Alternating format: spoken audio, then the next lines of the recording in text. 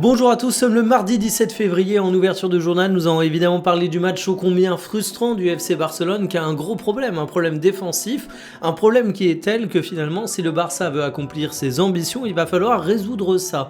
Nous parlerons également de Nice avec la situation médicale d'Eli Wahi. Nous irons du côté de l'Allemagne avec la situation de Jürgen Klopp chez Red Bull. On reviendra en France pour parler du FC Nantes. J'en profite tant qu'on n'est pas en Ligue 2. Après je pourrais moi en parler bien évidemment, et puis on terminera avec les compositions probables et annoncées par le journal L'Équipe pour la rencontre entre l'AS Monaco et le Paris Saint-Germain. Installez-vous confortablement et bienvenue pour le journal du jour.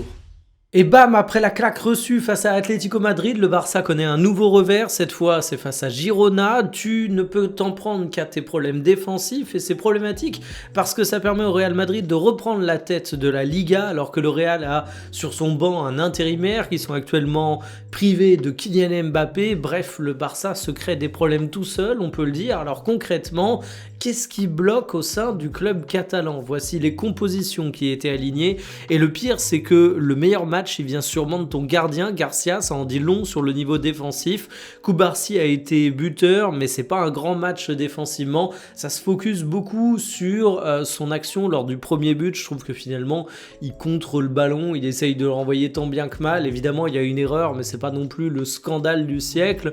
À côté de lui Eric Garcia a été complètement paumé et finalement dans son ensemble, la défense du Barça, tu commences à te demander ce qui se passe parce qu'en fait tu as deux gros problèmes pour Hansi Flick. Le premier, c'est que tu as une équipe qui presse haut, qui joue haut, qui va beaucoup se livrer. On est habitué à ce que ça induise beaucoup de risques. Au début de son mandat, Hansi Flick s'en tirait avec des pièges hors jeu qui fonctionnaient relativement bien, mais au bout d'un moment, tout le monde connaît la formule et collectivement, tu sens que tu as un petit peu de mal sur les phases de transition. Tu sens que quand Pedri est pas là, l'équipe est un peu plus perdue, donc tu t'ouvres. Mais il faut ajouter à ça, comme si ça suffisait pas, le fait que individuellement en défense, tu as des vrais sujets. Ça commence à être une équipe qui a des failles individuelles et collectives sur ce sujet, donc évidemment ça pose problème. Et cerise sur le gâteau, il y a un penalty qui a été obtenu par le Barça mais pas transformé. Lamine Yamal a fait un poteau mais bon je vais pas lui jeter la faute. Finalement les problèmes du Barça ce sont clairement pas des problèmes liés à Lamine Yamal actuellement. Ce qui fait que cette rencontre sous forme de punition elle est amplement méritée. On a vu encore un but de Thomas Lemar comme quoi il est définitivement de retour et si on regarde les statistiques c'est absolument indigne. Le Barça ne devrait pas concéder autant de buts attendus face à une équipe qui est si faible parce que regardez le classement, Girona ils sont 12e, c'est quand même pas une machine de guerre. Et oui, le Barça compte désormais 2 points de retard sur le Real Madrid. Heureusement pour eux, ils gardent la différence de but, mais il va falloir résoudre ces problèmes défensifs parce que sinon ça va pas le faire sur la durée en Liga et surtout ça va t'empêcher d'avoir des ambitions en Ligue des Champions. Ce serait bien dommage parce que du talent dans cette équipe il y en a beaucoup, notamment avec l'armada offensive. Il était arrivé à Nice pour se relancer, finalement il va rester à Nice pour se soigner. Eli Wahi a communiqué lui-même sur Instagram pour nous tenir au courant de sa blessure qu'il a contractée au tout début du match face à l'Olympique Lyonnais. C'est une entorse qui devrait le tenir éloigné des terrains pendant quelques semaines et honnêtement ça me dévaste pour le joueur. Ça me dévaste pour le joueur parce qu'il était déjà dans une situation délicate du côté de Francfort. Depuis qu'il était arrivé en Bundesliga, il a eu quelques sujets de blessures, il était habitué au banc et tu te disais que du côté de Nice, il allait enfin pouvoir relancer un petit peu sa carrière. Il a d'ailleurs marqué pour ses premières rencontres. Bref, tu pouvais te dire que c'était prometteur. Et en plus de ça, Nice avait besoin de lui. Lui avait besoin de Nice. Ça aurait pu faire une belle histoire. Mais là, ça va le tenir éloigné des terrains quelques semaines.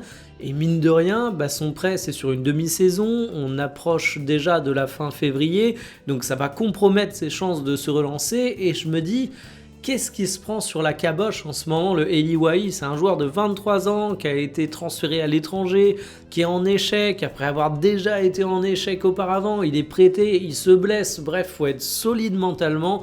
J'espère de tout cœur qu'il va connaître une période un peu plus favorable, mais surtout, faut qu'il soit solide mentalement, parce que là, c'est vraiment très très dur.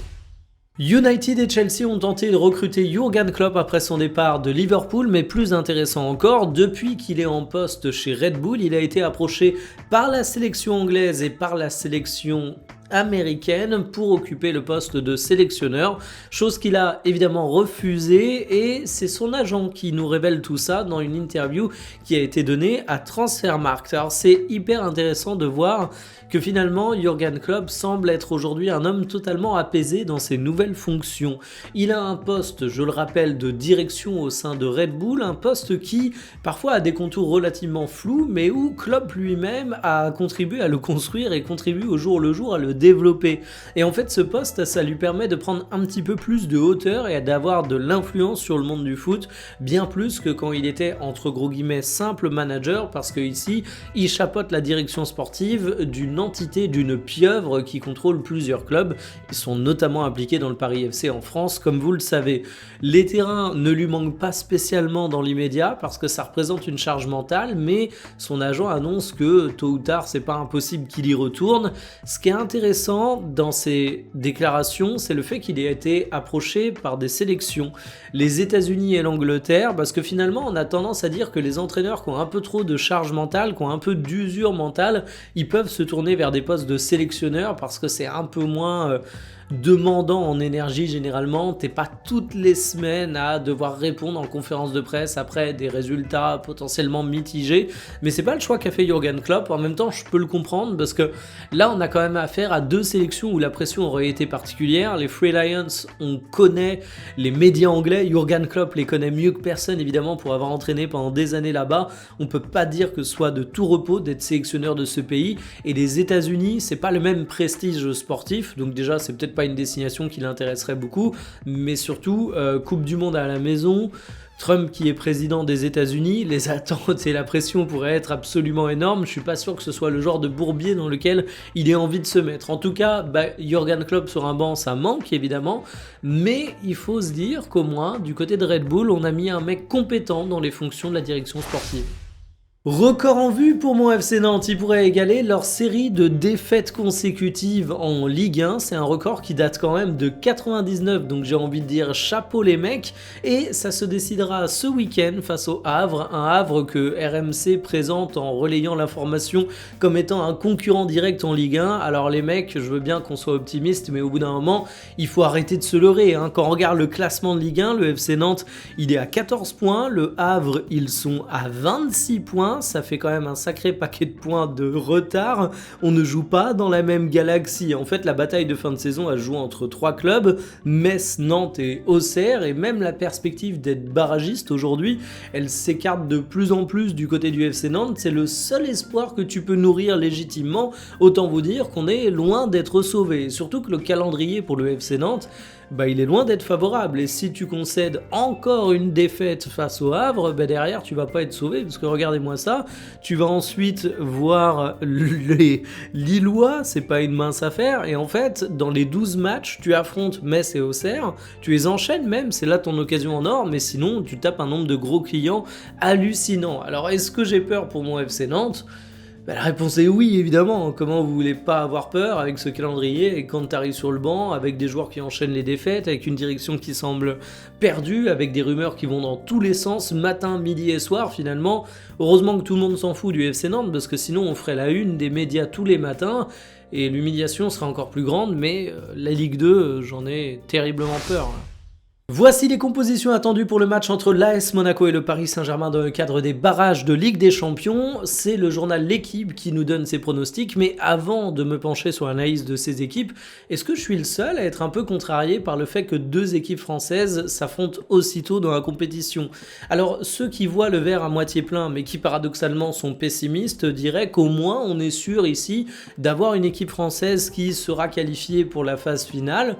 Bon, moi j'aurais eu l'ambition d'espérer en voir deux, mais que voulez-vous, au bout d'un moment, les équipes sont responsables du fait qu'elles se retrouvent dans cette phase de barrage, mais ça me frustre beaucoup de voir un affrontement entre clubs français ici, surtout que c'est des affiches dont on est un peu plus habitué, donc qui sont peut-être un peu moins enthousiasmantes. Pour en revenir aux compositions, c'est pas à prendre pour argent comptant, parce que notamment du côté de Monaco, Akliouche comme Camara sont incertains, ça pourrait créer des surprises, et sinon évidemment t'as une tonne d'absents, t'es obligé de bricoler, on est désormais habitué. Et puis, la petite infographie m'a fait capter que Golovin, il avait encore jamais ouvert ses compteurs en Champions League. J'avais jamais réalisé ça, j'espère pour lui que ça va être l'occasion. Du côté du Paris Saint-Germain, c'est Safonov qui est définitivement préféré dans les buts. Zaïre Emery remplace logiquement Fabien Ruiz qui est indisponible. Et l'équipe sent plutôt Barcola que Désiré Doué, un choix qu'on peut comprendre étant donné que Désiré Doué a amené un petit peu de frustration dernièrement. Je vous présente une partie sponsorisée par Winamax où je vous donne les cotes de la rencontre ainsi que mon petit pronostic. Je vous rappelle que les paris sportifs sont strictement interdits aux mineurs. Si vous avez envie de vous lancer, vous avez le code promo TMF10 qui vous donne 10 € en free bet et Winamax rembourse votre premier pari s'il est perdant jusqu'à 100 €. En plus, ça aide la chaîne. Alors le Paris Saint-Germain est immense favori avec cote à 1,45. Les parieurs vont dessus. Et sur quoi vont les parieurs? Les pronos les plus posés. On a du PSG, on a du Dembélé et de mon côté, je vais rester simple, je vais sur la victoire du Paris Saint-Germain. Je pense qu'il ne faut pas complexifier les choses, la cote est déjà assez belle et finalement Monaco, même blessé, est une équipe qui peut être habituée à faire trembler les gros, donc j'irai pas rajouter de la surenchère à la surenchère, mais je dois vous avouer que les monégasques diminués, les Parisiens au dos du mur, je pense quand même que le PSG va le faire. Terminé pour le journal du jour, je pense traiter cet après-midi un sujet que je vous avais teasé dans le passé. Alors non, c'est pas la fameuse vidéo sur Harry Kane, d'ailleurs de mémoire j'avais fini par la faire, c'est un sujet lié à un club anglais. Je pense m'attarder là-dessus, alors je pense que ça intéressera pas grand monde, mais moi c'est un sujet que je bosse depuis quelques temps déjà, qui me trotte dans la tête et qui est assez intéressant au-delà de l'équipe précise, parce qu'il nous fait poser des questions macro sur l'évolution du football. Bon, voilà, je pense que vous avez deviné si vous regardez tous les journaux, ou alors il faut vous rafraîchir un petit peu la mémoire, parce que ça a été déjà teasé. Je vous donne rendez-vous aux alentours de 17 h, qui fait bien votre journée, salut.